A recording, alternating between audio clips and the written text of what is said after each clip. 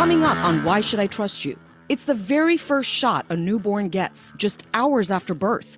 The first vaccine on America's childhood schedule. We're talking about the hepatitis B birth dose. Now, some parents ask why. Why give a vaccine against a virus mostly spread through sex or IV drug use to a brand new baby? It's a question fueling mistrust in the government's entire vaccine message. Now, supporters counter that childbirth itself is a major risk if the mother has Hep B, and testing alone has never been foolproof.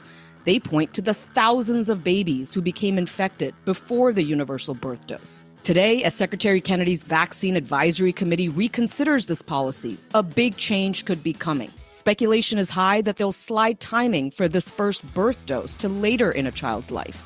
So what does all this mean? We bring on two big voices in medicine, Dr. Paul Offit and Dr. Michael Mina, who don't always agree on this one, to discuss all of this. And is changing course a way to rebuild public trust or a dangerous step backwards that will result in more kids becoming sick? Let's get started. Welcome back, guys. Yeah, welcome back, everybody. It is so good to be with you all. It's been a busy week. We already dropped one episode this week. Today, Dr. Susan Benares, who's the former CDC director, she was the CDC director for, 28 days? She is testifying about her 1 month on the job before she was forced out by Kennedy. And I got to tell you, we have been seeing that a bunch of MAHA groups are organizing a pretty vocal, full-throated defense of Bobby, as they call him, around this hearing. Any other week, this would be what we were talking about, but not this week, because another something is happening starting today, which is the big vaccine advisory committee for the CDC, ACIP. They're having their big fall meeting. It's getting underway down in Atlanta, and a lot of people are talking about this one particular issue that is likely to come up, which is the debate surrounding the hepatitis B vaccine, especially if it should be given to a newborn in the first hours of life. But first, if you are new to us, welcome. I'm Brenda Adhikari. Yeah, and I'm Tom Johnson. I'm Maggie Bartlett. And I'm Dr. Mark. Yeah, Mark is a physician and a medical reporter. Maggie is a virologist at Johns Hopkins, and Brenda and I are journalists. Yeah, so I'm going to tell you guys right now, I think we're going to get so much shit for this episode from everybody.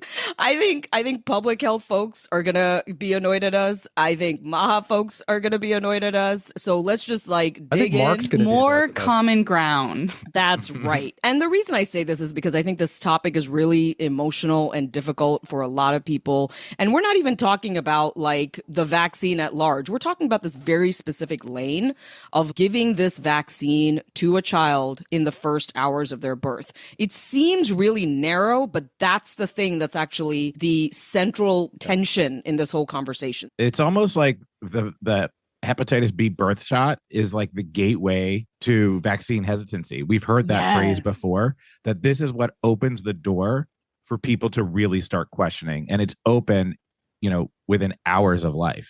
Right. It's like a proxy for something much bigger in our society around vaccines. And, it's funny you say that thing about the gateway. I think I've heard Dr. Michael Mina say that first. That he said that here, I think. Yeah.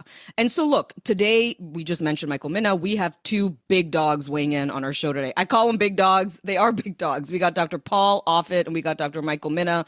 Both are friends of the podcast. Both are making return appearances. And, if you're a MAHA listeners, I know you're thinking okay, you're bringing on two doctors who are both so pro-vaccine and, have relationships inside just establishment medicine. And I'm going to tell you right now, these guys don't agree on this issue.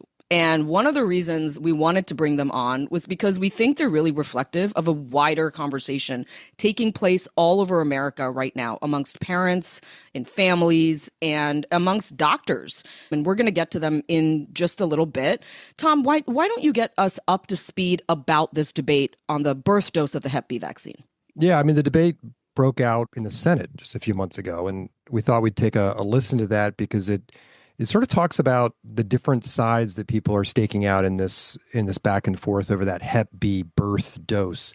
So you're about to hear two doctors who turned into senators, both are Republicans, talking about hepatitis B, which can be a horrific cause of lifelong liver disease, liver cancer, and also the vaccine. that right now is recommended for every child. So the issue, of course, is the timing of that first of the 3 shots that a baby gets. And right now, as we said, it's recommended to be given to every newborn baby just hours after birth. So take a listen to this. This is Senator Rand Paul and then Senator Bill Cassidy talking it out. We talk about hepatitis B. It's a terrible disease. It could lead to liver failure, as the chairman said. But the reason you have distrust from people at home, why they don't believe anything you say, they don't believe government at all, is you're telling my kid to take a hepatitis B vaccine when he's 1 day old. You get it through drug use and sexually transmitted. That's how you get hepatitis B. But you're telling me my kid has to take it at 1 day old. You're not. That's not science. And so every person with a bit of common sense, even people who don't resist vaccines, I vaccinated all my kids. I believe vaccines are one of the modern miracles beyond all pale. The Speckled Monster is a great book about the introduction of the smallpox vaccine in 1720 into our country. All miracles. But I'm not a one-size-fits-all. It's not all or nothing. I chose to wait on my hepatitis B vaccine, and we did it when they went to school. Does that make me an awful person? Does that make me an anti-vaxxer because I questioned the government dictate of whether I do it? And I'm not speaking for anybody else. I'm only speaking for myself. But for goodness sakes, let's have an honest debate about these things. For the record, if a child is born to a hepatitis B mother, that child may have a 95% chance of becoming a chronic carrier. But if we vaccinate those people, and nobody's against that. But if that's a very small percentage and a red herring. That is not what we're talking about. 99.9% of kids don't have a hepatitis B, Mom. And could they wait a while? Could they get vaccinated 3 months or a year? Yes. So again, for the record, if the mother's hepatitis B status is known, then that can be delayed. The problem is oftentimes, or at least a significant percentage of the time, the mother's status is not known. If she's hepatitis B positive, a vaccine on day 1 of life prevents chronic hepatitis B 95% of the time. So it really depends upon the knowledge of the mother's hepatitis B status. And when they used to do just, okay, we know the mother's status or not, there was mothers that snuck through. Their status was unknown. We can blame the OBs, Marshall. But for the record, there is an absolute rationale for that. But you're right. If the mother's status is definitively known, that it can be safely delayed. Okay, so a lot going on in that one exchange. Senator Rand Paul's point of view is a common one we're hearing these days. It goes something like this: in the general population, hepatitis B is predominantly passed through sex and IV drug use, not exclusively, but predominantly. So why do we give the first Hep B vaccine shots the day a baby is born? And that argument goes, we know whether the mom has Hep B. And if she does, by all means, vaccinate the newborn, because that prevents the virus from settling into the baby's body. But if she doesn't, what are we doing? There's nothing wrong with delaying some. And for public health to die on this hill makes no sense to the lay parent and just breeds mistrust in all of the CDC's recommendations for vaccines. And of course, Senator Cassidy is weighing in on the other hand, and he's arguing that, sure, if we really positively knew that a mom was negative for Hep B, then delaying that first vaccine shot would be okay. The problem is way too often we don't know the mom's status. And if we don't go ahead and vaccinate all newborns, then the virus can be passed from a positive mom to a baby, leaving that child to suffer health issues for the rest of their life. So it is sort of the whole debate in a nutshell. Yeah. And timing is everything on the delivery of the vaccine, especially if you've been exposed. But let's just take a step back to figure out what this virus is that we're talking about. So hepatitis B is a virus that attacks the liver. It's not a respiratory virus. It's not in the air. It's not like flu. It's not like COVID. It just has a special affinity for the liver. And it can cause liver failure and is a cause of liver cancer when you have this chronic state of hepatitis B infection. And it was discovered in 1965 in none other than Philadelphia. The doctor who discovered is Dr. Barak Bloomberg, who won the Nobel Prize for the discovery. We talk a lot about the Nobel Prize and who should get it on this podcast, but he got it. There is no cure for it. It has been characterized as a stealth virus because, get this, you can have it and not even know it. And you can be in that state for years or even decades. So you might not know it or not know you have any problems from it until you're in chronic liver failure, which is basically when it's too late. So it's estimated that half the people, who have hepatitis B, do not even know it. Now, the virus primarily spreads through contact with infected blood, semen, or vaginal fluid. So during sex and IV drug use, or the big thing that we're focusing on here today is this mother-to-child transmission during childbirth. So this framing of it's only IV drug users and sexual contact is not how babies get it. And nobody's arguing that those babies are engaging in high-risk behavior. That is not the framing that we should be looking at. It is transmitted from a mother to a child if that mother is infected. So, you don't typically get hepatitis B through things like hugging, kissing, or sharing food. But this virus has really strong survival skills outside of the body. Unlike a lot of other viruses that really depend on you for survival, this one can linger on surfaces for 7 days.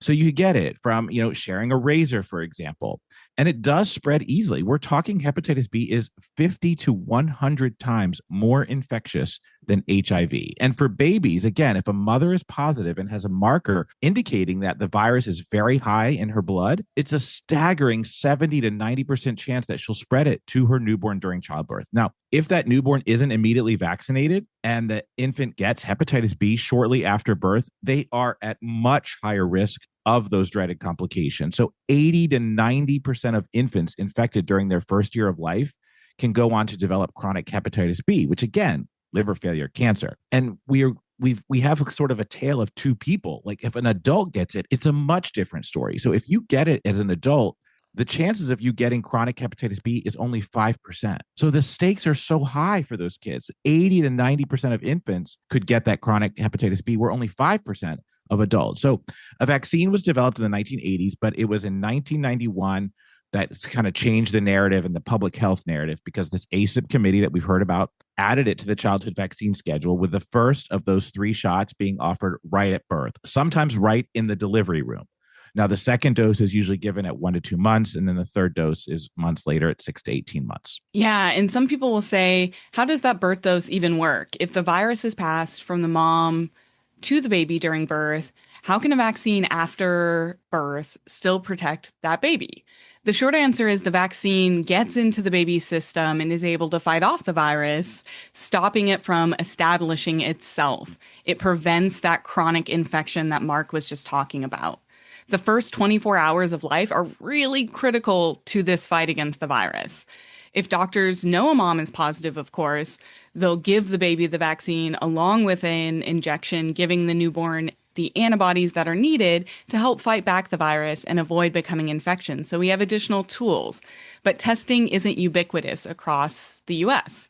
If a mother with hepatitis B positive and has that indicator that Mark already mentioned, indicating that the virus is really active, without that vaccine, just to underscore, the baby has a 70 to 90% chance of acquiring the virus during birth.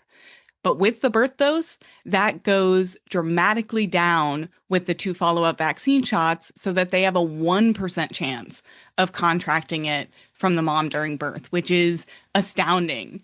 And then finally, it has a very strong safety record. I think that's really important to highlight as well. The World Health Organization cites that more than 1 billion hepatitis B vaccine doses have been given worldwide, and the track record is truly excellent. Tom, you looked at a little bit more about that Senate exchange. Yeah. So the other part of the exchange was, is Cassidy right that we don't always know the status of the mom, whether she's negative or positive for Hep B? Are all moms tested during pregnancy? So the standard of care is that moms get tested in the first trimester for hepatitis B. But a study looked at just how thorough that is. And they found that not all women get tested. About 87.7% of women on private insurance were tested, while just 83.6% of Medicaid-enrolled women were tested for hepatitis B during their pregnancy. So it's not foolproof. So Senator Paul is right, though, about the overall percentage of babies born to Hep B infected moms being very, very small. So we're sort of seeing 2 realities here. Not all moms are getting tested, but at the same time, the percentage of babies born to Hep B moms in America is tiny. Yeah. So what happened after that ACIP committee back in 1991 added that hepatitis vaccine to the official vaccine schedule, including that first birth dose? So if you look at the numbers, and there have been studies that looking at the rates of these infections. So before 1991, about 18,000 kids a year in the US were infected with hepatitis B. Now, where did they get it? About half of them, we believe, acquired it at birth. Again, we've kind of said it, but because the mother's infection wasn't known or the vaccine wasn't fully administered. Now, there is this other 9,000 where we're not sure exactly how they became infected, because again, you can get it because the virus is really stealthy. It can live on the surfaces. Like sometimes in mothers who are breastfeeding, the cracks on the nipple where there's dried blood could be the way that they got it. We don't really know. So it's not really a stretch to say that if we start sending these newborns out of the hospital without that first dose of hepatitis B, we're going to start to see, these 9,000 annual cases again starting to accrue. Wait, I want to underscore what you just said, because I think that's not known by a lot of people. That while half is a result of a sexual transmission or whatever. No, it's half. These are just children. So I think the theory is that a family member may have it, not know it. They leave out a razor. There's a nick, or a baby comes across, or a child comes across some fluid. This hepatitis B lives on surface for a long time. Right. So there are ways. That's the point, that there's another half of them that we have no clue how they get it. And I think I didn't know that. Yeah. So that, again, they, half of them will get it during the vaginal delivery where there's a lot of blood. And then the other half, we don't know. We just don't know. We can't pinpoint. I mean, we know sort of that the cause is an exposure to the virus. So before 1991, and the vaccine changed, the rate of American children who were positive with an acute case of hepatitis B was 3 out of 100,000. Now, after 1991, when we started doing this vaccine push, we went from 3 per 100,000 to either 0 or very close to 0 out of 100,000 people. Okay, that's an amazing reduction in the transmission, in the infection rate. So a simpler way of thinking about this might be before 1991, thousands of infants each year were infected with hepatitis B. Again, either during the birth or somehow they were unaware. We don't know. But universal immunization at birth with hepatitis B vaccines dramatically reduced these infections. And today, we can say that, a child who's been vaccinated is going to have an extremely rare chance of becoming infected with hepatitis B. Yeah. So as we said, we're taping on Wednesday, but the big 2-day fall ACIP meeting is getting underway Thursday as you're listening to this. And a lot of speculation is that ACIP could. We know they're going to take up the issue of the birth dose, but they very well could change the sequence and the timing of when you get that first dose to later in a child's life. So if that happens, we have a whole lot of questions for our guests about what the real world impact of that is, whether there is good data to support such a change, and sort of what the world looks like vis-a-vis hepatitis B, which leads to chronic disease, which leads to cancer later in life, where we'd be heading if that change is made. Yeah, that was a nice, juicy walkthrough, guys. I appreciate it. And, I think on this episode, as much as, we've heard senators, and there's obviously a lot of talk in the public sphere about this, we also just want to put ourselves in the shoes of parents, pregnant mothers, or to-be moms. And our guests who are coming up, they are not only doctors and just big voices in the public sphere in medicine, but they're also dads. And I think that I'm really looking forward to the conversation. So coming up next, Dr. Paul Offit and Dr. Michael Minna. We'll be right back. Hey, do you like our podcast? Do us a favor. Leave us a rate, a review, wherever you find your podcasts. Also check us out on Substack, because we're there. We're everywhere. Yeah, check us out. Okay, we're back, and it is a great pleasure to introduce two giants in the field of vaccines and medicine. And yeah, they're friends of our podcast. They've been on a few times. We got Dr. Paul Offit, and we have Dr. Michael Minna. Hello to both of you. Hi, Brenda. Paul is a leading pediatrician and infectious disease specialist. He's the co-inventor of the rotavirus vaccine. And up until just a few weeks ago, he was on the FDA's Vaccine Advisory Committee. Paul's also the director of the Vaccine Education Center at the Children's Hospital of Philadelphia. He's a father. He's a grandfather. Welcome to the show, Paul. Thank you. My pleasure to be here. And Dr. Michael Minna is an epidemiologist, an immunologist, and a physician. He's been an associate professor at Harvard Medical School, as well as the T.H. Chan School of Public Health. And he led America's Test to Treat program during the coronavirus pandemic and served as a scientific advisor for health startups. Hi, Mike. Good morning. Hello. So, guys, welcome back to Why Should I Trust You? And let's just jump right into this. Let's start with you, Michael. What is your take on the Hep B vaccine and specifically the birth dose? Sure. Well, my 20,000-foot take is that the Hep B vaccine is, along with many vaccines, one of the most crucial public health tools that we've had. I think in the context of this discussion, which we'll obviously get into, I also see the birth dose specifically as somewhat of like a gateway into people questioning vaccines. It's almost like the gateway vaccine into vaccine hesitancy. And what I mean by that is it's the first dose of a vaccine that babies get when they're born. So for very obvious reasons, it's also the first. It's not just the first dose of a vaccine, but it's really the first medical intervention a human gets, for the most part, besides the delivery process. Because of that, it's the first time that a lot of parents start asking questions, very rightly so, about like the health of their baby and do they need to do X, Y, or Z? And so they start Googling, in an era of widespread information and looking things up. And so it leads people down lots of different rabbit holes. And we'll get into this, but because of that, I've put a lot of thought, as other people have, into whether there are, better ways to either deliver the vaccine or deliver the message around the vaccine that we're providing. And I find it to be a particularly sensitive vaccine from an emotional perspective for parents, even more than an MMR vaccine, which has obviously for years been kind of an explosive vaccine for various reasons. I view this vaccine as something that we have to be really, really, considerate of and empathetic of in terms of where parents are at, and try to do everything we possibly can to balance public health needs with social and societal needs and, make sure that those are all swimming in the right direction. Yeah. Thanks for that. I love it. It's like opening statements out of like a presidential debate. No, it's not. It's not. Hey, Paul, tell us what you think about the Hep B vaccine birth dose. Right. So it helps to have a little bit of the history. So the hepatitis B vaccine was first developed in the early 1980s. And in 1982, it was recommended for all newborns to mothers who had hepatitis B, who were screened as having hepatitis B, typically in their first trimester. Then by 1988, it was extended to not only those children, those newborns, but also as a birth dose for any sort of mother where the racial or ethnic background suggested that they were at high risk for hepatitis B. By the early 1990s, it was clear that this was only working so well, that there were many children, as many as 10 to 15,000 children every year, who were not born to a mother who had hepatitis B, who nonetheless were catching hepatitis B.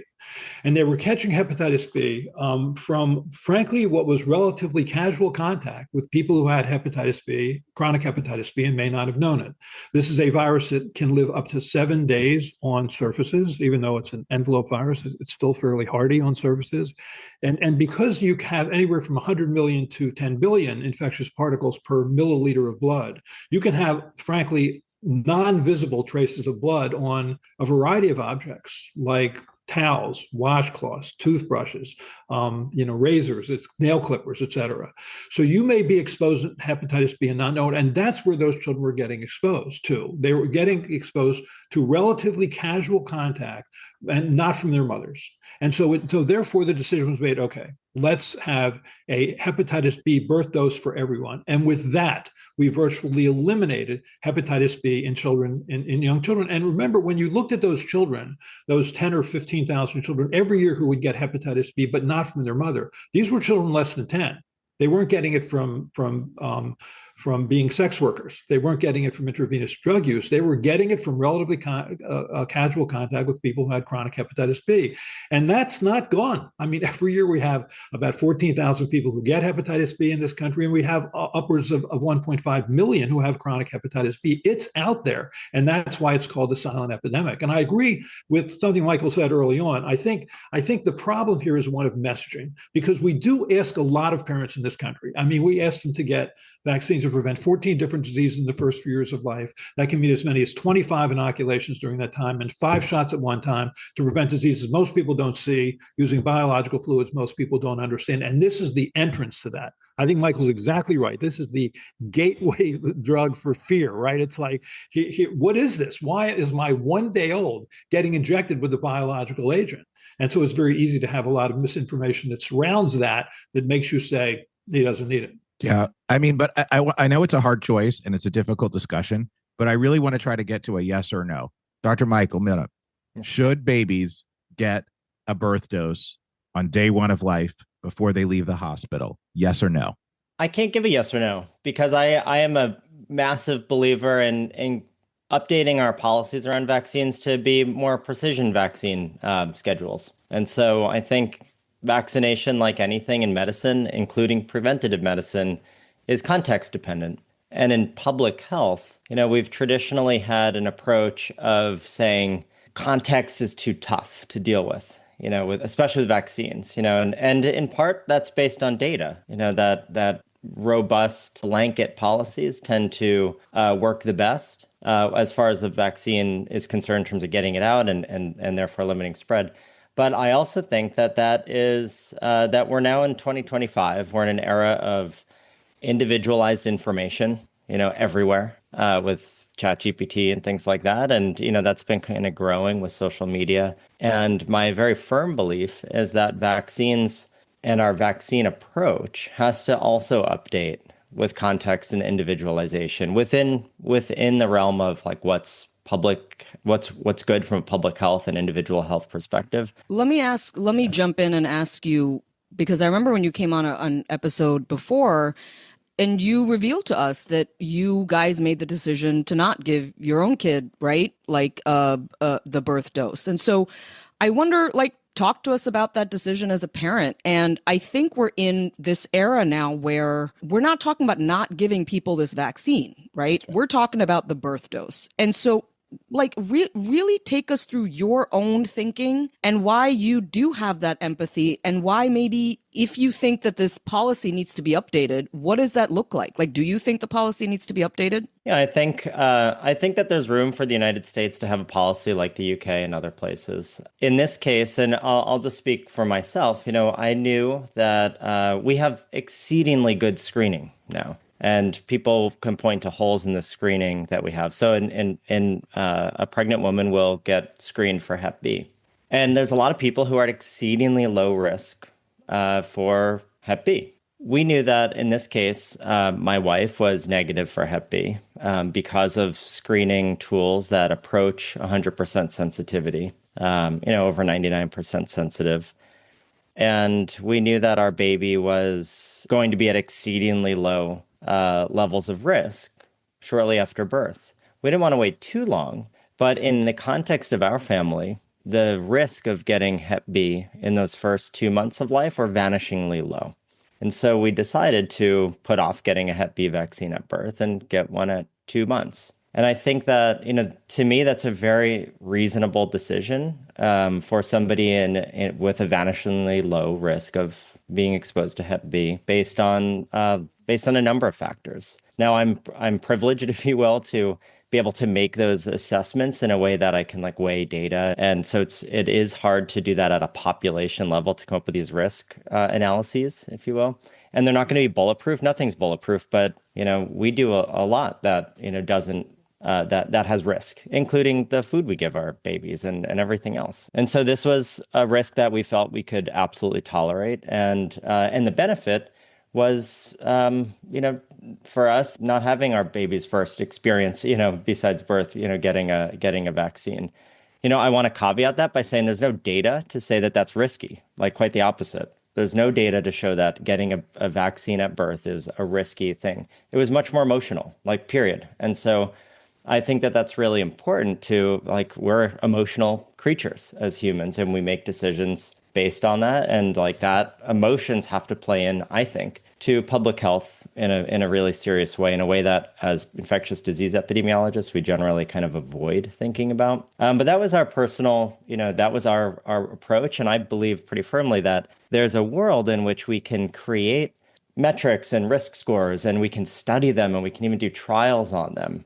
And we can understand, hey, if we ask these particular questions and somebody can check all of these boxes about their ecosystem, their environment, then the kind of sliver of the population that doesn't want to or wants to have choice can go through this. And at least at the end of that kind of like question and answer and screening process, they feel like they haven't just been cogs in a big machine, but that they've actually been listened to, and their personal context has actually been listened to in a way that, maybe they end up getting the recommendation, no, you should get Hep B vaccine at birth, even though you don't want to, because your risk is at such a level. But at least it's moving people into a direction of understanding that their clinicians and the system is sort of listening to them. Boy, I'll tell you, that resonates with me, what you just said about it being an emotional thing. And I want to get back to that. Paul, what do you make of what Mike just said? Well, I think that it is emotional to watch your child sort of get pinned down and inoculated with a vaccine. It's an aggressive act. But for me, I mean, my children were born in 1992 and 1994, so the birth dose had just been recommended. Couldn't wait to get the birth dose. Why? Because one, the screening test is done in the first trimester. Typically, it's possible one can acquire hepatitis B in the second or third trimester. Second, as Mike alluded to, no test is perfect. I mean, there can be false negatives. Three, I'm now sending them out into a world with some people who, I may not know, daycare, nannies, whatever. And I know that there are about 1.5 million people who have chronic hepatitis B out there, to which they may be exposed in a casual manner and acquire that virus. And that in the first year of life, you have as much as a 90% chance, if you get hepatitis B, of going on to develop cirrhosis and liver cancer. I mean, if you're infected with hepatitis B as an adult, that goes to about 5% chance. So this is a very vulnerable time. And so I guess my answer to Mark's question, yes or no, would be hell yes. I mean, I want to make sure that my child is protected with a vaccine that is safe. But I think Mike makes a good point. It is emotional. Therefore, it's incumbent upon us to explain what we just talked about, which is the risks that are out there. This is not human papillomavirus. This is not a virus that is transmitted strictly by sexual contact. This is a virus, as if you look at the papers that were originally written about this by Hal Margolis, who was the head of the hepatitis B group at the CDC. The disappointment with the universal with the fact that we initially gave the vaccine only to those who were hepatitis B surface antigen negative in the screening test, or who were at high risk, is it didn't work. That there were still thousands of children who every year would get hepatitis B because less than 10 years of age, because they were exposed to that virus, which is hardy and lives on surfaces, and there's a lot of chronic infection out there. And so what Hal wrote was, risk factors for horizontal hepatitis B virus transmission in household settings include, sharing washcloths or other articles contaminated with blood or body secretions that may not be seen. So I think this is an easy choice. But I think Mike's point is a good one. We need to explain that, because I think the revulsion that one has from watching their child get inoculated with a biological product at 1 day of age is understandable. And so that's why I think we need to explain it. But I hope that when I see patients that have questions about this, that I can convince them to do what I did. And now we have two ridiculously cute grandchildren, by the way, who also got their birth dose. I mean, really unfairly cute. Michael, do you want to respond to that? Do you think it's a communication problem, or do you think that it's just not necessary in America to have the recommendation? I keep on stressing that because a lot of people think this is somehow mandatory at birth. It's not. It's a recommendation. It's voluntary. But do you think that just fundamentally there should not be the universal recommendation for this intervention at birth, given the risk? I think more than anything, it is a communication issue. But then I look at myself, and I know the decision that I made. And I'm an N of 1, so that doesn't really matter. But I also know how avidly pro-vaccine I am. I'm a vaccine researcher. I'm exceedingly supportive of vaccines, and I still made that decision, which tells me that there's something I think a little bit deeper, and we're seeing it play out in society. And I think Paul's points are really good. That there is, there's risk, and are there risks that we can and can't tolerate? I think that there are risks that we can tolerate within certain parameters, and I've been trying to look at sort of like what's the trade-off. We generally think about the biological trade-off in vaccine epidemiology, like is there a risk? Is Guillain-Barré a risk, or whatever the biological trade-off would be. And in general, like with Hep B vaccine at birth, like no, there's like I said before, there's no risk to it, right? So why do I care about this? Why do I think that the recommendation should be more personalized? Well, I think we can get that risk exceedingly low for certain populations who choose to delay. And I don't mean delay for a long time. I mean delay to like 6 or 8 weeks. So you're still fully getting vaccinated. And in the context of somebody already having a vanishingly low risk. And so Paul made a point that that mothers will get screened in the first trimester. There's nothing stopping us from updating screening guidelines to say, hey, get screened twice during pregnancy, if that's a direction you're wanting to go. And this doesn't need to be a blanket statement or a guideline for everyone. This could be a pathway that somebody who feels, pretty strongly and is particularly concerned, or for whatever reason they might have, wants to talk to their physician about it.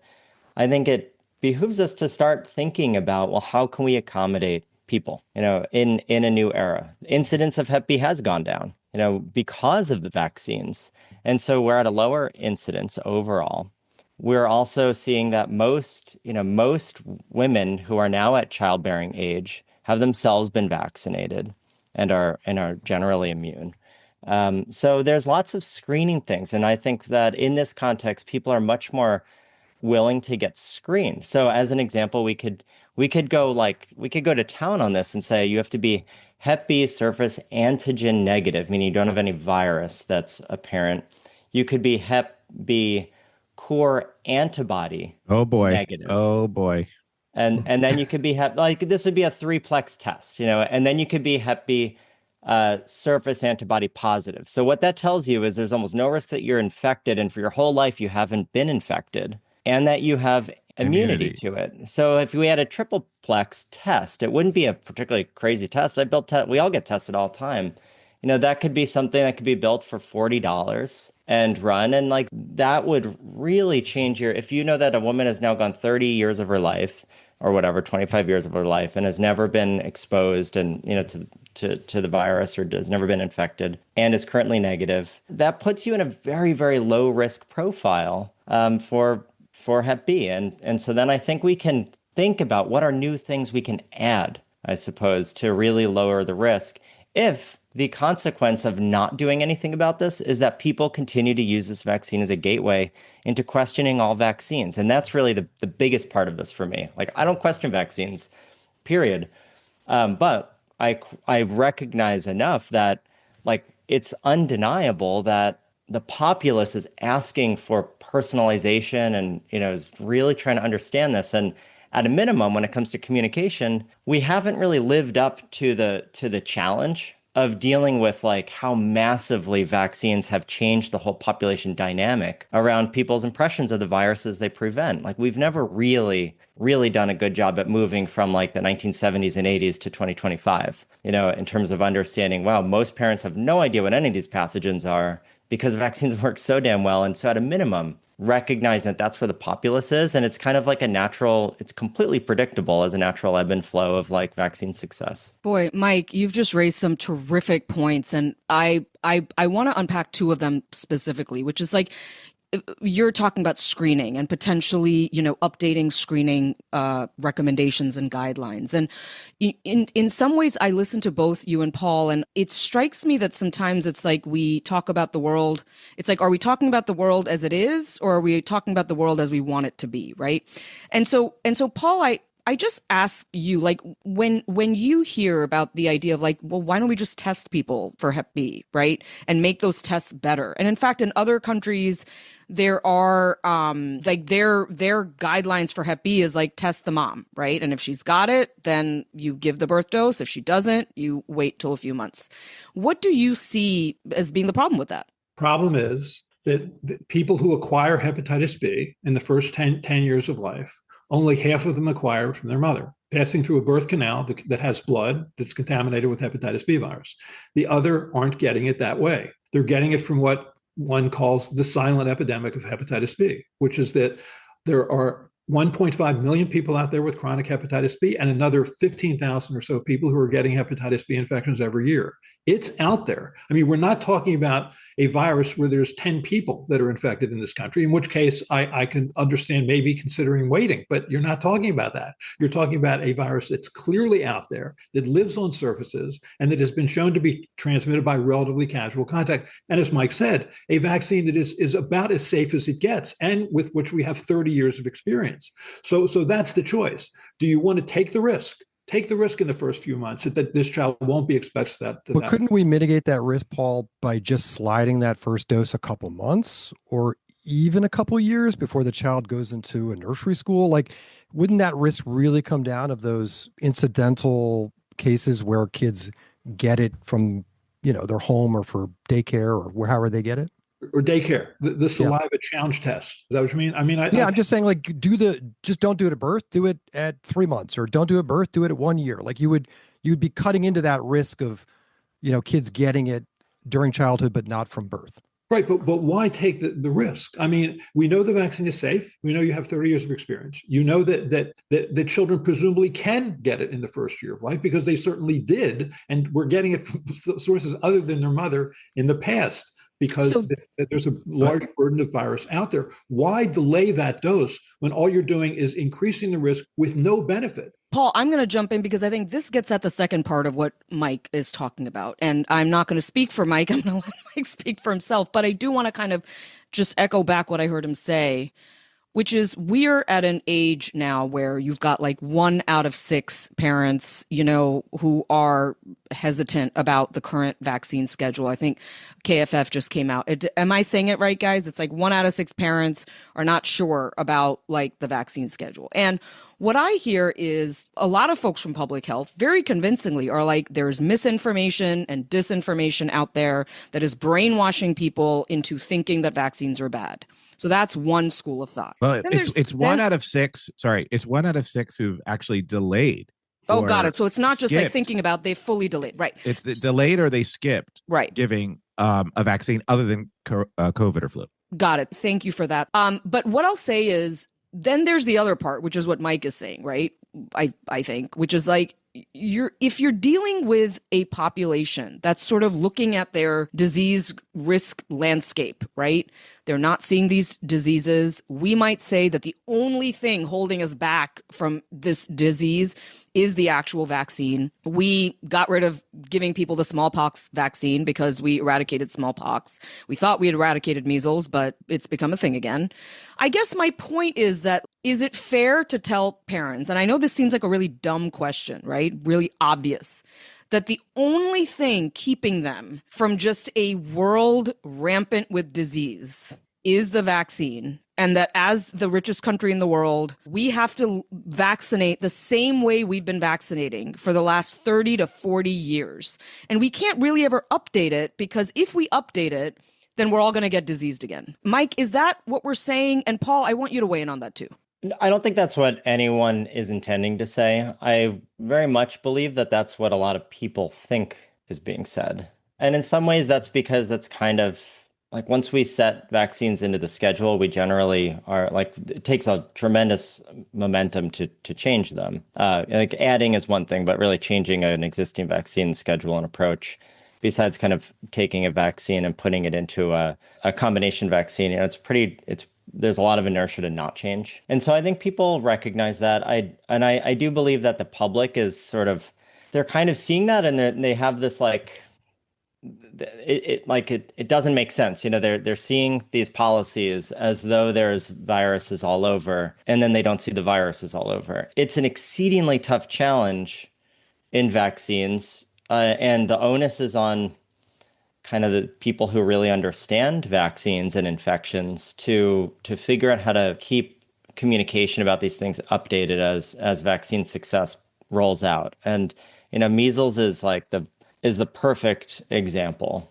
most people, most doctors in America have never seen measles. And how could we possibly expect the average mom or dad to care about measles when measles has been eliminated? Like in the 60s, 70s, 80s, absolutely you could expect parents to care because they saw themselves or their loved ones or family members get measles. And so it's really hard. And I would say that just like socially, and I'm not a social scientist, so I don't understand this very well. But what I can say when I look at the world, I see that people have changed. The way that we're willing to interact and engage with healthcare has changed markedly. I would say, if we rewind time 50, 40 years ago, people were much more willing to do what their doctor said, just because and there's a long history of humans doing what doctors and shamans and other, people said. And so in this case, I think it's changing. I really think social media changed a tremendous amount. The internet changed everything about how we engage with information. I don't think vaccine policy has kept up with that, or maybe it's better to say vaccine communication has kept up with just this marked change that happened really since 2000, 2002 or 5. When all of a sudden humans had just this massive increase in the type of information they get. And now it's good and bad information. But point is they can get access to information. And we haven't, and that just means that any fissures, any cracks, any concerns can get amplified, of course, as we see in social media. But the point is, I think humans and generations starting, just in the last couple decades, the parents have really changed how they want to engage with healthcare. They're no longer willing to just be told, and this isn't just vaccines, this is across the board. They don't want to just be told what to do. They want to bring their information to the doctor. And that just means we have a different, the onus is on us to really explain why in the heck we're still recommending that people get an MMR vaccine.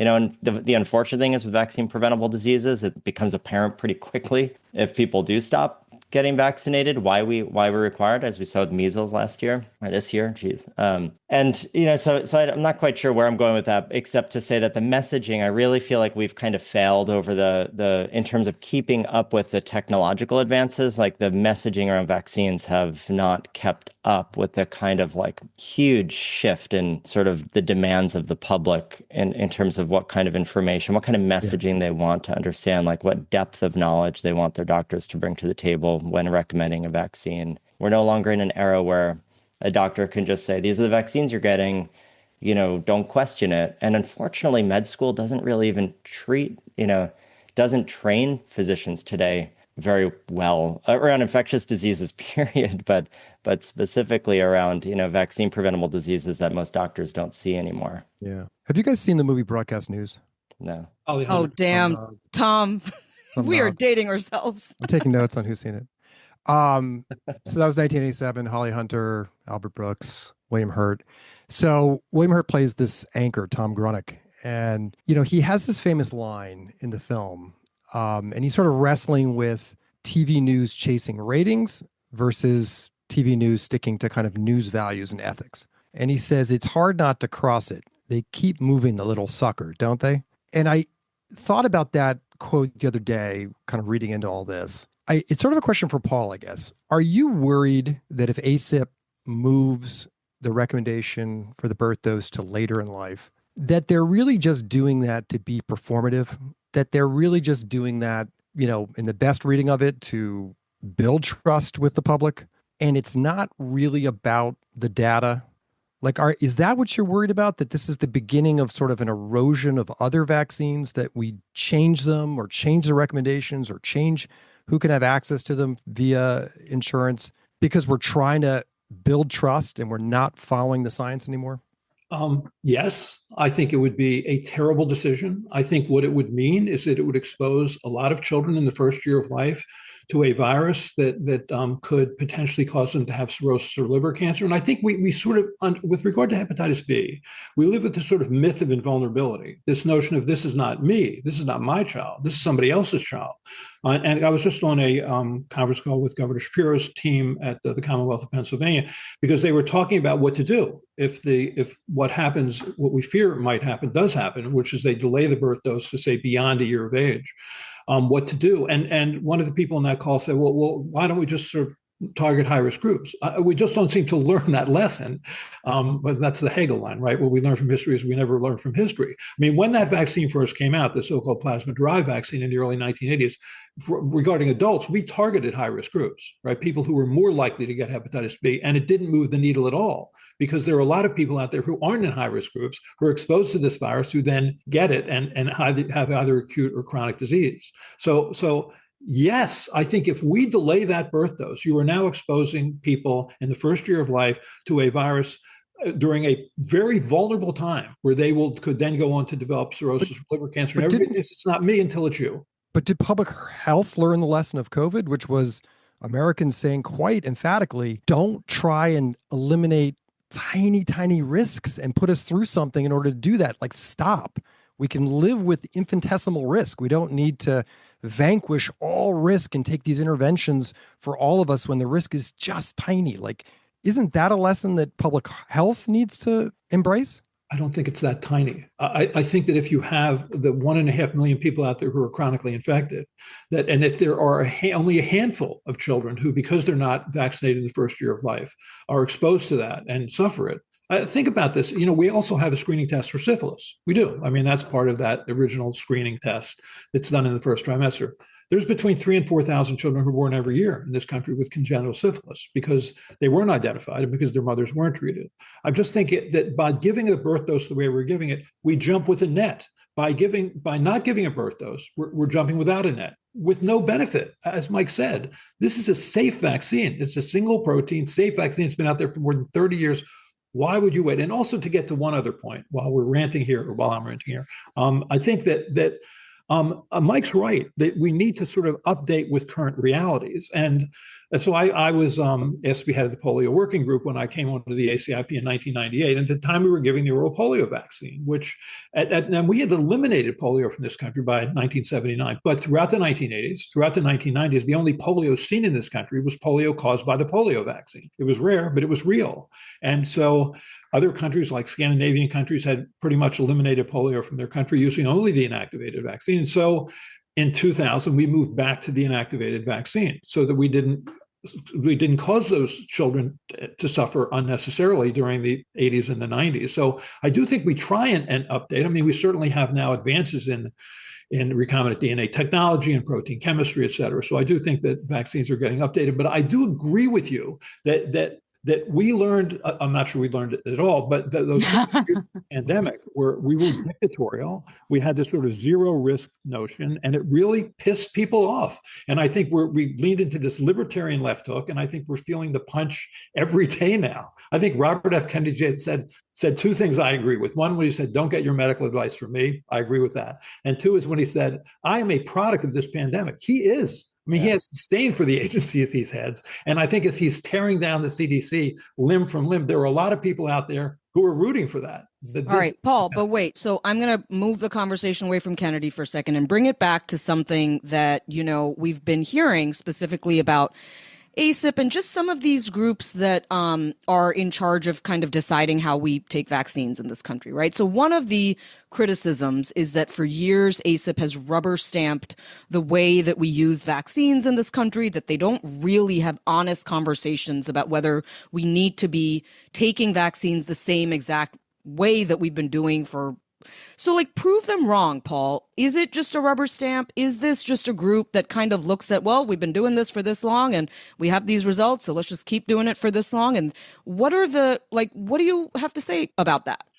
I think the polio vaccine was a lesson that I think for far too long, we stayed with that oral polio vaccine.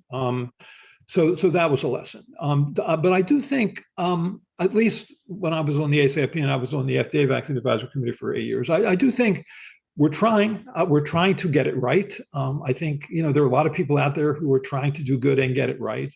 But are we attentive to those voices out there who are concerned about not only what we're doing, but the way we're doing it? I think we can be more attentive. And I think that's why podcasts like yours are so important. But I think we have much to learn. And I think that people are old like me, so I don't know how many people can see, but see, I'm old if you're actually seeing this. Whatever. I grew up at a different time. I mean, I grew up at a time when, people actually trusted their doctors and trusted public health. Joseph Ladapo was on CNN the other day with Jay Tapper, and he said, there are other countries, Scandinavian countries, for example, that don't have vaccine mandates and they have high immunization rates. They actually trust their public health groups and doctors. I mean, that's why they have such high. That's not us. We were a country founded on individual rights and freedoms, and it's the individual uber alles. And I think what you see now is this tension between, on the one hand, public health, and the other hand, medical freedom. On the one hand, medical freedom is I'm going to do what I want to do, what I think is best for me, and my neighbor be damned. And the public health, you actually have to care about your neighbor, and I feel like that's the tension. Paul, let me add just one caveat. I'm sorry, Maggie. I just feel like it's important that people I talk to who subscribe to the medical freedom philosophy, I don't know that they would agree that they say neighbors be damned, right? Because I think to a certain degree, if they don't see or if they're not convinced of a risk that this particular disease may have, and that they're just being told to kind of keep doing something because that's what it is, and we're sort of talking about the risk profile for something having gone down. I mean, these are people I know who are like church going, like community loving people who don't necessarily think of themselves as like neighbors be damned. I think there's definitely, I mean, I myself struggle with the concept of medical freedom sometimes, right? Because to a certain degree, the entire underpinning of public health is doing things because as a community, we're trying to row in the same direction to defeat disease. And we've done that. We did that with polio, where Elvis Presley got like vaccinated on television, and you had all this stuff where people were like really rowing in the same direction for vaccines. And I know people inside the medical freedom movement who really are like, yeah, polio and smallpox and all that. For some reason, they buy that, but like not other ones. Sorry, just one. The measles epidemic in this country is the biggest we've had in more than 3 decades.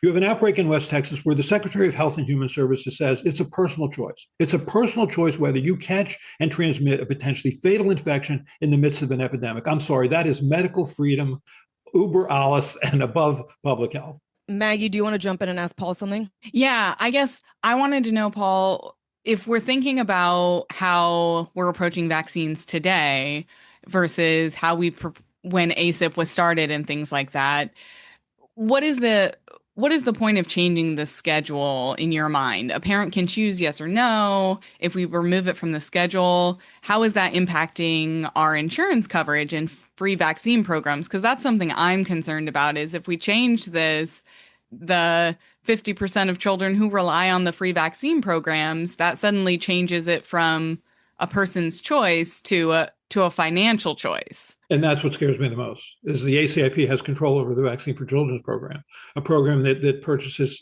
vaccines for about 55% of children in this country, about 35 million children. If they say the hepatitis B birth dose is not going to be covered, then what? Now, AHIP, I don't know if you saw, just put out a statement that they are going to cover it because they know that it's the right thing to do. And frankly, it's the right financial thing to do. You'd much rather pay for a vaccine than a hospitalization. But I do agree with you. And also by delaying the birth dose, you're sending the message that these children in the first year of life who are not perceived by the parents as being in a high-risk group aren't in a high-risk group. And that never worked. There is people who think they're not in a high-risk group because that virus is out there and you can be exposed to it, are at risk. And I think you have a safe vaccine, 30 years of testing. I don't get this. I think this is a trope. This is an anti-vaccine trope. And I think again, here's what it reminds me of. So I was on the ACIP from 98 to 2003. And so we dealt with the whole thimerosal issue, which is, this ethyl mercury containing preservative that was in vaccines. And that was an example of how not to communicate a theoretical risk. Certainly all the evidence at that point was that ethyl mercury was not in any way a sort of a substantial increase in or important increase in the burden of mercury that we're exposed to every day living on this planet. And then there were studies even at that time showing you were at no greater risk of having any sort of neurodevelopmental problems if you got thimerosal-containing vaccines as compared to those that didn't. Nonetheless, we sort of put a gun to the head of the pharmaceutical industry and said, move from multi-dose to single-dose vials. And we created anti-vaccine groups. Really, we created Moms Against Mercury. We created Generation Rescue. So in the name of restoring trust, we did exactly the opposite. And that's what scares me here. By delaying the birth dose to a time beyond when these children are most at risk of developing liver cancer or cirrhosis, I think we're saying this was not an important intervention. And you're don't worry about it. You're not at risk. And I think that's wrong. Mark, you had something. Yeah. I mean, I guess if we're going to read the room and take Tom's note that, we can't really just be so reactive to the tiniest little risk. So we're going to read the room and we're going to tell everybody, you do you, assess your risk. What else has to change about public health? Like, we can't just end it there. Do we then have to have like a dashboard that says 5 babies got hepatitis B this week, and we end up doing tickers on every news screen, and we end up alerting everybody in new ways to like remind them, like, yes, you can make your own choice, but then we have this, and then we start to get accused of like fear mongering, right? Like, why are you scaring me? How is public health going to move into this new era? The comment, that this would be like a you do you, assess your risk. I guess that's where I really disagree. But that's what you said. No, that's not what I'm saying. That's why I'm bringing it up. I think that we haven't done a good job at creating really bona fide risk rubrics and like things so that it's not a you do you, assess your risk. It's actually evidence-based risk management and assessment. Like, we could do that. We really could do that. It's not what we do today with regard to vaccines. But I don't think that there's a world in which we fast forward time, 50 years or 70 years, and we're not doing personalized medicine in a much more serious way than we are today. And I think vaccines are going to be part of that. And so, this to me is an example of where we could take everything that Paul is saying, which he's 100% correct. Like, we don't disagree on the facts at all. Where I think we maybe diverge is sort of my view of like where the public is going and sort of the failures that we've had at communicating and like why the public is where it is. I think Paul and I have probably both thought very deeply about this over the years, and so I guess my point is like, why can't we potentially create really structured, data-driven approaches to personalize somebody's vaccine risk of infection or exposure? As an example, we know that a large fraction of cases are, that the risk is higher in foreign-born individuals who maybe didn't get vaccinated at birth and, do have chronic Hep B, whatever the case might be. And, those types of things can be, do you live with anyone who's foreign-born? Like, boom, all of a sudden you say, okay, the recommendation for you is that you get that your child gets a vaccine at birth. Like, can we actually study it?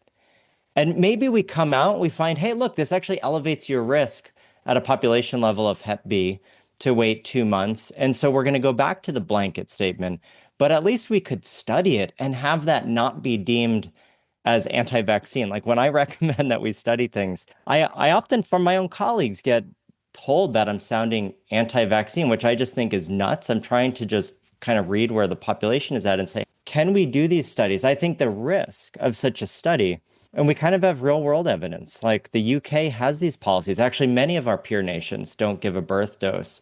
And I don't believe, but Paul, I would ask for you to verify or not, if you know. I don't believe that the UK, for example, has an elevated incidence of Hep B exposure in the first 2 months of life compared to, compared to Americans. And again, I want to say one more thing. Sorry. I think it was Tom or somebody said, why don't we wait to 1 year? I am not advocating to wait to 1 year. I'm advocating for like this period of time when babies aren't crawling on their own yet. They're at exceedingly low risk of like they're stable little like things and I have 2 little kids, so 2 months. I wouldn't really want to go beyond 2 months. I think that keeps this window really, really short. And that's not based on anything you think is dangerous about the vaccine, right?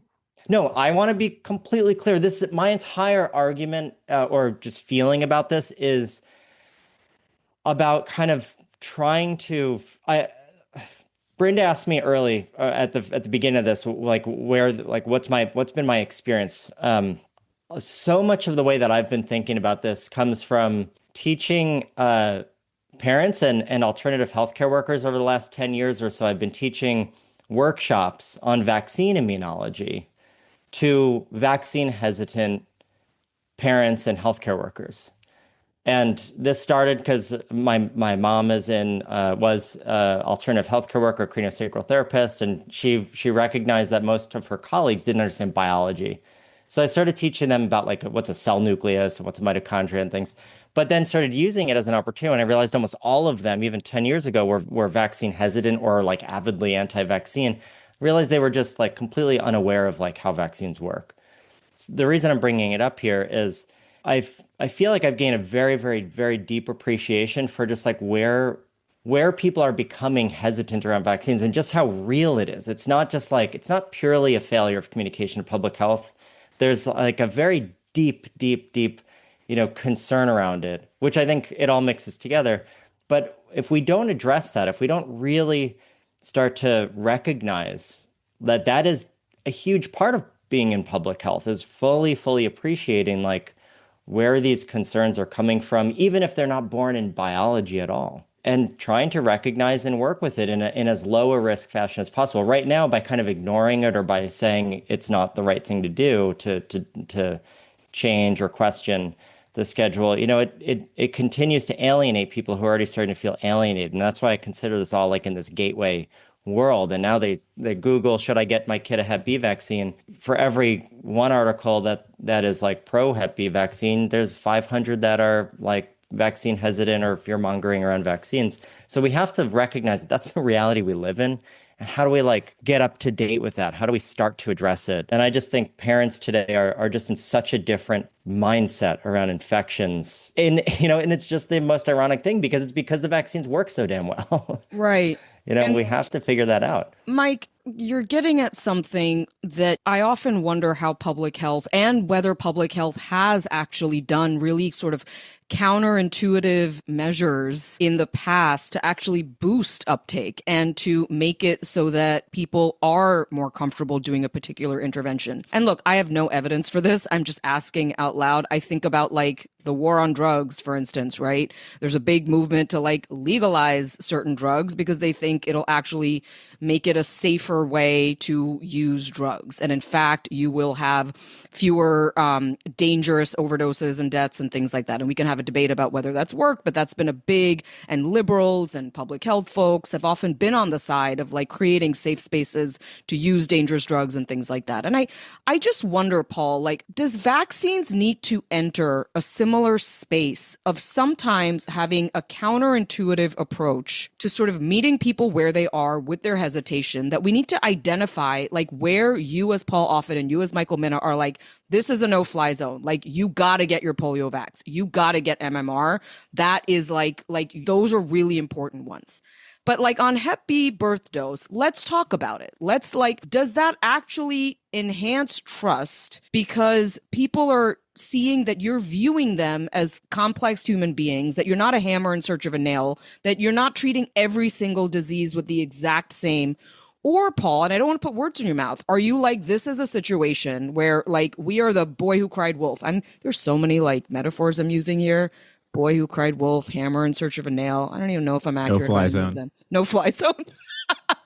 But seriously, do you know what I'm more. saying? Like, is it a situation where you're like, no, like, fuck no, like Hep B, you got to take it? So my wife's in general pediatrics. So she, and when she rotates through the nursery, she's asking parents whether or not that it is time that we recommend a birth dose. And some parents are hesitant, and understandably hesitant. I understand that, completely sympathetic to that. And so what ends up happening is she never forces it, obviously. I think very few, if any, force it. What they say is, okay, so we'll see you back in a month, 2 months, and we'll start the series then, this 3-dose series. It is true that people who don't get a birth dose are less likely to finish the 3-dose series. That is true. I'm not sure it's still true, but it certainly was true. That's interesting. And is that a selection bias, though, Paul? Exactly. Yeah, I don't know. I certainly read that in more than one place. So you're right. It's hard to know exactly why. And then the question that Mike brings up and Tom brings up and Mark brings up is, so what is the risk? Let's suppose you wait till 2 months of age. I mean, will that significantly alter the risk to this unborn, to this infant child of getting cirrhosis or liver cancer? It's certainly studyable. We can know that. What worries me in all this is that I think what we need to do, Mike alluded to this, is that we need to find out why. I mean, what is it exactly that's so upsetting about this? And if it's just, I just can't watch this child get this shot. And my wife, when she tries to convince people about getting vaccines, they're so hesitant, they're so scared, and that she can be successful. And when she's successful and she's watching them get a vaccine, these parents are watching their child getting a vaccine, they're crying. They're that upset by this. It's that emotional for them that they're going along with it. They're believing what she's saying, but it's that hard for them to watch their child get laid down and get 5 shots at once, or in this case, get a birth dose. I get that. So if we can increase uptake by making sure that we account for what exactly it is that people are upset about, I'm fine with that. But I guess I just worry that the way this plays out is that we're saying you don't need a birth dose. Therefore, we just were overstating all of this, and it's wrong, and therefore you shouldn't trust about anything, which is what happened with the thimerosal story. We gave birth to anti-vaccine groups and all that. But I guess, Paul, is there a world again, I don't believe we see elevated incidence in nations that have a 2-month first Hep B vaccine. And so and especially it's a little bit like acceleration and velocity momentum. Like we've gotten incidence really low. If we were to make a very hardcore kind of okay, we have precision, but only insofar as everyone gets a vaccine at 2 months, then the recommendation is as hardcore for 2 months as it is right now for birth. And some people still get birth. If incidence doesn't start to elevate, I guess the question is do we actually run that risk, or have we actually changed the equation now where we could just as safely at a community level give a 2-month, whereas maybe in the 70s we couldn't, but we've now gotten incidence low, and so doing a 2-month one, if it doesn't elevate incidence, then we're not actually increasing risk in any real substantial way. Again, with some sort of risk calculator, if you will, of that parents go through to say, hey, in countries with universal healthcare, is there not greater participation after a baby's born to come back and see a doctor for a checkup? In America, given our system, do we lose a percentage of new parents who we have them in the hospital? Make it part of the risk score. Be part of the actual data-driven approach to all of this. How likely are you to come back? And if somebody is for lack of a better word, but we say a flight risk in the hospital, or going to be lost to follow-up, that can be I guess my point is, and this is kind of how I've always lived, these are problems that can be solved, because I totally agree. What you just said is absolutely a big part of the question, but it can be mitigated by contemplating it when we do say, look, you're an appropriate person, and maybe it's a social kind of agreement policy that you have, as a parent, as a doctor, or whatever it might be. Do you agree that, we're trying to work with the population and where it is today, and we understand that Hep B vaccine is a very emotional thing, and so even though it's not born out of biology, it is born out of sociology, that we want to offer this as a different thing. But for me, in good conscience as a physician, to tell you, yes, you are good to get your baby vaccinated for Hep B at 2 months, you're agreeing to do these things. Plus, we've already determined that you are at low risk. That, having a social compact, I think, brings a parent into, the trust equation a little bit more. I mean, are we in an unwinnable situation? Because we're trying to apply public health rules for populations to individual decisions, which is the opposite of what public health is about. No, it doesn't need to be. That's the thing. You're right, Mark. That's what it's been about. So, but I really believe that we're in just a different era, and we're going to continue being in a more and more and more different era than we were before. And I do think that there's a world where individualized public health programs, we don't have to have the keep it stupid simple kind of approach to everything in public health. That's a pretty old school way of thinking about public health that generally has worked, which is good, but we're also seeing its fissures now. We're seeing it break down because in an era of literally, this is the first time we have individualized information. It's literally at an individual level, people are getting information differently. They're getting different types, different quality, different everything. I think public health needs to live up to that, has to rise to the challenge. And I don't have every answer. I'm actually starting a new center at MIT, to try to get at these answers and create a new kind of vision of what public health can be. But I do think it behooves us to try to recognize that that something's changed. Paul and Mike, I want to ask about this next era of public health and vaccinology and thinking about public health engineering and things we can do. we can do more combination vaccines, right? What is the thinking there? That's one of the main concerns that a lot of these vaccine hesitant parents have, as well as needle free. Where are we in these things, and how can we help support those, meeting people where they are? I know in the science, we have that data. We just haven't had that push for innovation. Is that period? What do you foresee in the next 5-10 years for vaccine innovations? I think, first of all, realize this: if the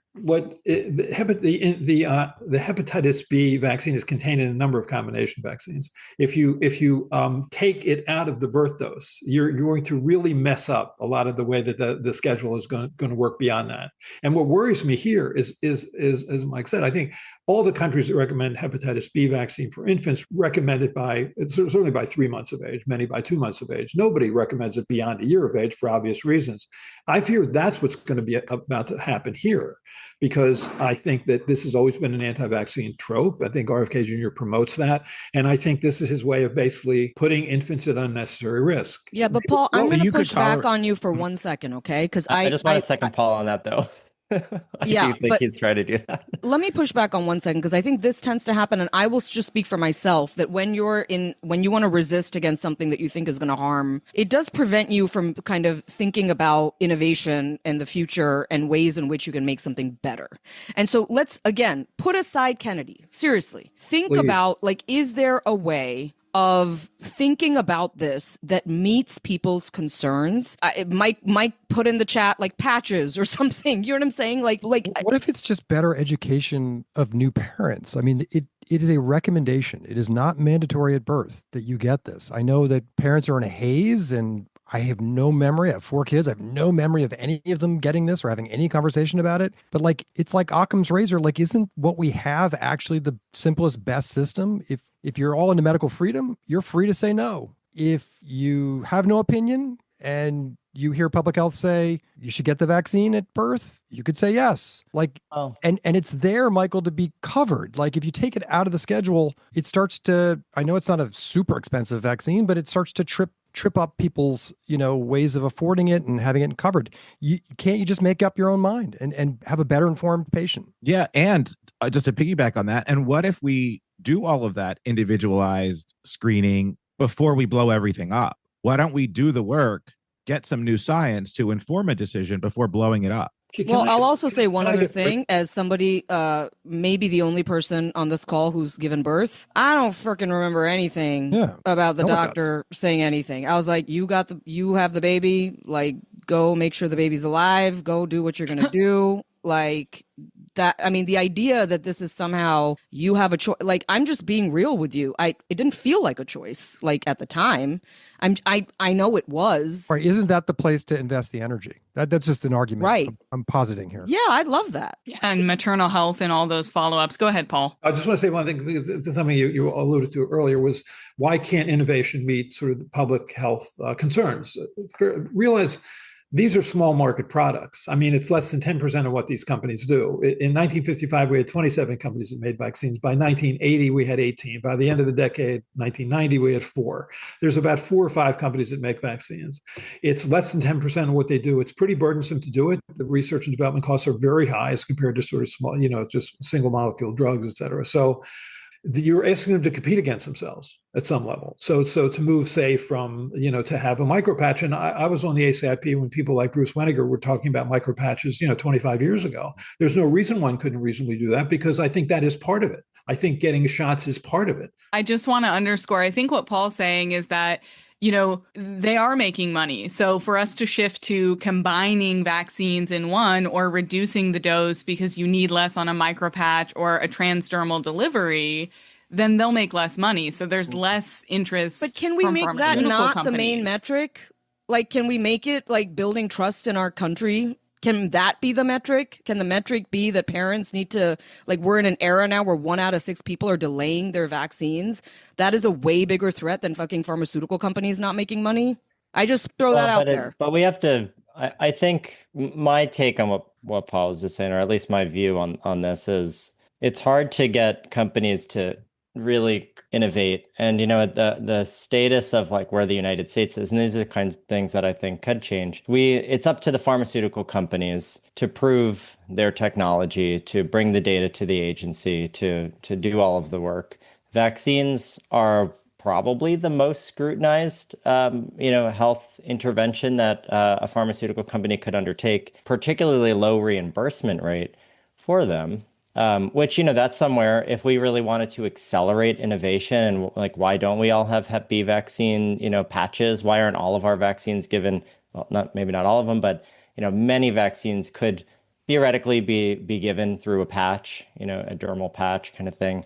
That alone would massively, I think, change the whole discussion around vaccines, because I do think it's the injection part that scares a lot of parents. But companies have to Paul's point, companies have very little reason to innovate. The cost benefit, we're in a free market world, unfortunately, or fortunately, depending on who you are. The shareholders speak, for the companies essentially, and you have to do what's financially in the best interest. Like legally, you have to do what's financially in the best interest of the shareholders. And so it just puts companies in a really weird position. So there are things that the government could do, probably not this particular administration, but let's just say, sort of how let's look at COVID. There was actually different levels of reimbursement if you were a high throughput lab or if you had fast turnaround times. Like, could we have higher levels of reimbursement for a vaccine patch over a vaccine shot? Let's just say, or if you could demonstrate data to show that, hey, this is actually beneficial to the public for X, Y, or Z reasons. Like, what if we had higher reimbursement rates for vaccines that were innovative and that could potentially reduce the emotional, side effects of vaccines, if you will? Emotional I think that there's innovations effects. we could take on. I've never heard that term, emotional side effects. I think I just made it up right now. I kind of. That could be your Listen, book. look, we could go on forever. I just want to say I so appreciate this conversation. On some level, I find myself just feeling safe to just think out loud and say things that sometimes it can be scary to say out loud. And now we're saying it to a lot of people. I also know that we all really do believe in the kind of overwhelming value of vaccines, and that all of us on this call really do see eye to eye on that part. And I think that is the reason why I brought this group together, because I kind of feel like that is exactly the reason why having some nuanced conversations about where we might be able to kind of meet society where it is worth having. So I just want to give a huge, huge thank you to Dr. Paul Offit and Dr. Michael Mina for joining us on the Why Should I Trust You podcast today. Thank you. That was our episode today. Please leave us questions, comments, try to keep it classy if you can. Questions at whyshoulditrustyou.net. Direct them all to Mark Abdulmalik. No, I'm just kidding. I am Brinda Adhikari. He is Tom Johnson. She is Dr. Maggie Bartlett. He is Dr. Mark Abdulmalik. That was Paul Offit, Mike Mina on the show today, and we will see you right back here next week.